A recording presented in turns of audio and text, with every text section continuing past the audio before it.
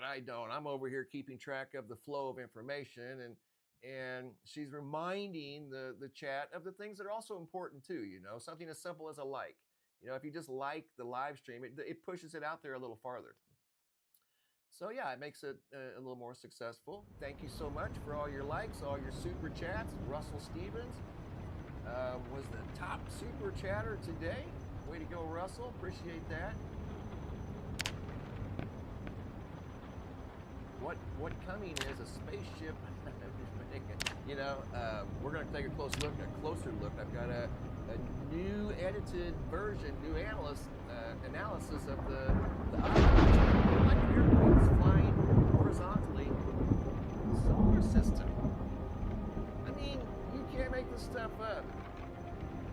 You cannot make this stuff up, and it does have the characteristics more of a large ship, or at least something of intelligent design. I don't know, than it does something natural. It's not acting like a comet, moving extremely fast, and from what I understand, it's slowing down. So usually when comets get closer to the sun, they speed up exponentially, not slow down. So that alone is interesting, along with the fact that it doesn't have a presentation.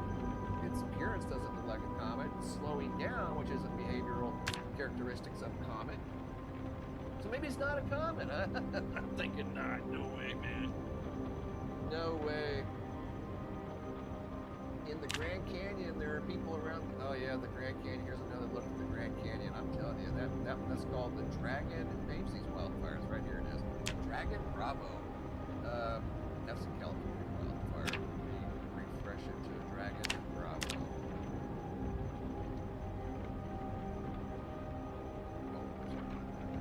Just to get the numbers. There you go. 123,434 acres county. 13% contained. Day 31. 1,207 personnel actively working on the wildfire right there. And the majority of it's right over here. I know it's a little difficult to see because of the sun angle, but this afternoon you'll be able to see that smoke billowing, and it's traveling far and wide.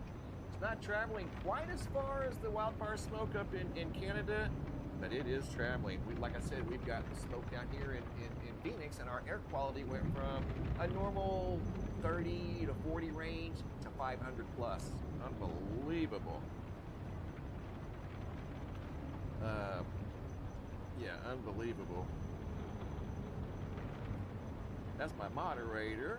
Wanting to know if I saw Russell's fabulous super chat, and I did. Thank you again, Russell. That is awesome. Super cool with the super chats. Way to go, guys. Keep them coming. Yeah, I know. Dragon, who names these wildfires? I don't know where they come up with some of these names. They're Dragon Bravo. Is it something they just maybe draw out of a hat? They put a series, everybody puts a name in a hat and just draw it out. Dragon Bravo. And then the wildfire over in California, it's called the Gifford Fire. That's 65,000 plus acres. We're going to talk more about that in our next video. But wow, there's Graham. 3I Atlas could be composed of antimatter.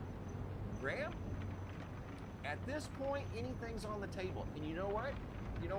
That Avi Loeb, the Harvard scientist, he actually said that. He said at this point, where this thing is at, and the analysis has been done, anything's on the table.